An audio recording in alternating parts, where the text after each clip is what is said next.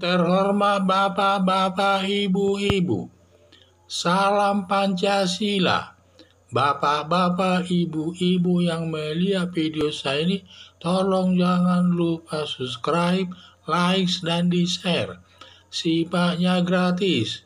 Pada hari Jumat tanggal 2 September tahun 2022 ini, saya akan mengomentari Kapolri mencabut status Baradae dari tersangka menjadi saksi. Dalam skenario pertama, dalam perkara Ferdy Sambo, di mana skenario pertama diawali polisi tembak polisi dan 1 bulan lebih tidak ditemukan tersangkanya.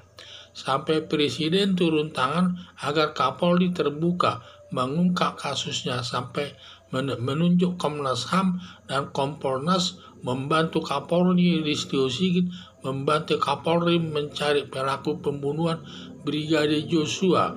Tetap belum ditemukan tersangkanya dan dipaksakan Baradae ditetapkan sebagai tersangka.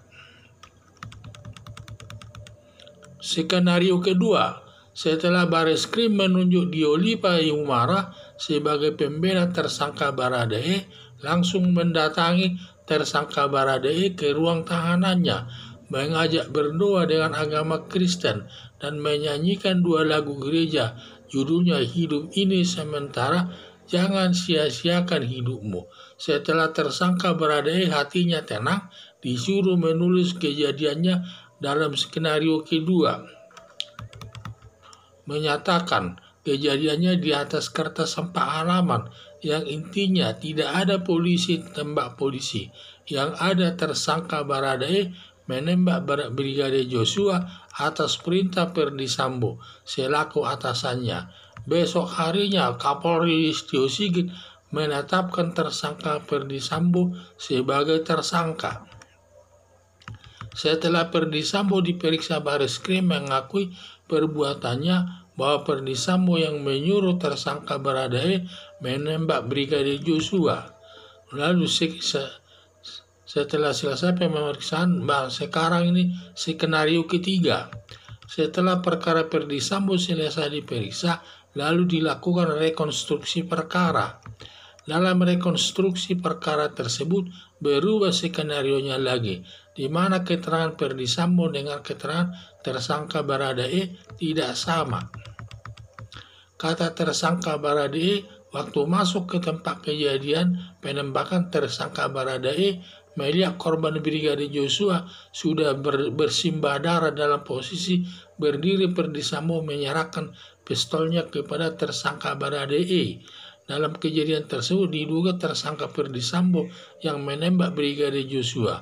Lalu senjatanya Ferdy Sambo menyerahkan kepada tersangka Brigadir Joshua, lalu membujuk tersangka Baradae mengakui penembakannya.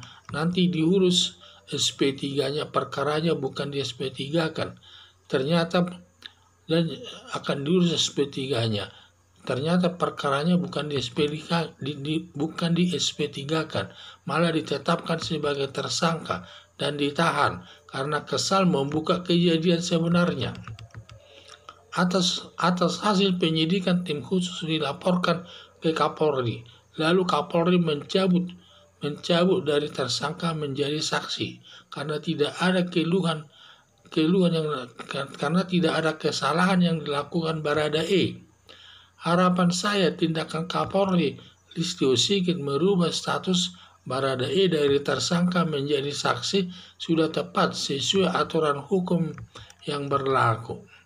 Jadi itulah yang saya lihat masalahnya sekarang ini terkait masalah Ferdy Sambo tersebut, di mana dalam skenario pertama itu katanya di sana adanya tembak menembak dan sudah lama sampai 1 bulan tidak ditemukan tersangkanya, sampai Presiden Joko Widodo turun tangan tetap juga tidak ditemukan tersangkanya.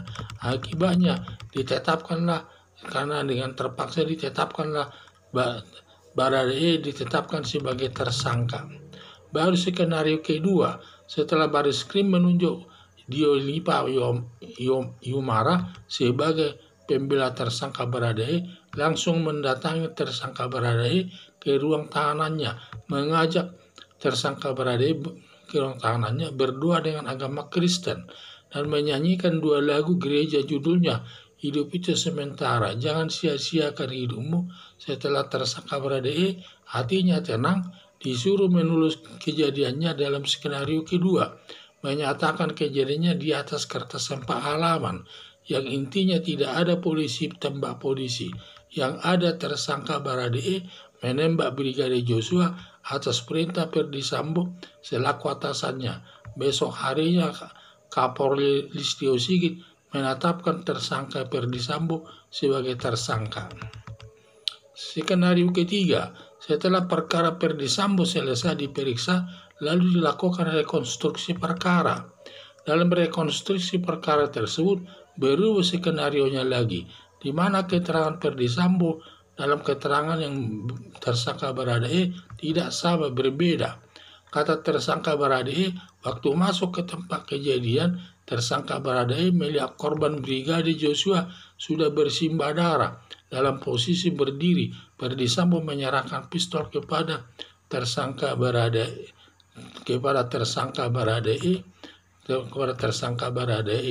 Lalu senjatanya Ferdy Sambo menyerahkan kepada tersangka Baradae, Brigadir, lalu senjata Sambo menyerahkan kepada tersangka Baradae, lalu membujuk tersangka Baradae mengakui penembakannya, nanti diurus SP3-nya. Ternyata perkaranya bukan di SP3-kan, malah ditetapkan sebagai tersangka dan ditahan karena kesal membuka kejadian sebenarnya. Atas hasil penyidikan tim khusus dilaporkan ke Kapolri, lalu Kapolri mencabut dari tersangka menjadi saksi karena tidak ada kesalahan yang dilakukan Baradae. Harapan saya tindakan Kapolri Listio Sigit merubah status Baradae dari tersangka menjadi saksi sudah tepat sesuai aturan hukum yang berlaku. Sekian dan terima kasih.